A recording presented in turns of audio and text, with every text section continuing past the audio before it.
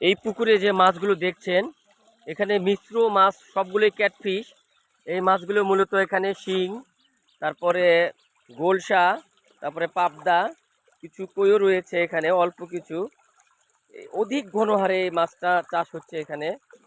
প্রায় 2.5 লক্ষর মতো মাছ আছে। এটা প্রায় 30 শতক এই এরিয়াটা। অনেক ঘনত্ব হারে এই মাছগুলো চাষ হয়। মাছগুলো খুবই দেখতে ভালো লাগছে। এই ভিডিওগুলো আপনাদের জন্যই করলাম, অবশ্যই এই ভিডিওগুলো দেখবেন। অনেক সুন্দর। আসলে এই মাছ চাষ করলে অনেক লাভবান হওয়া যায়, আবার অনেক রিস্ক আছে।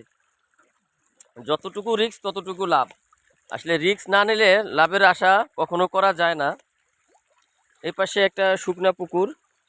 এই পুকুরটা পানি ছেঁচা হয়েছে, এটাতে মাছ ছিল, শিং মাছ। শিং মাছগুলো তোলা হয়েছে।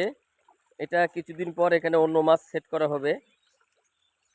অনেক সুন্দর, একদম মনোরম পরিবেশ, খুবই ভালো লাগছিল। সবাই এই ভিডিওগুলো দেখবেন, আশা করি সবাই একটু এই ভিডিওগুলো দেখে যাদের ছোট ছোট পুকুর রয়েছে তারা যেন মাছ চাষে আগ্রহী হয়।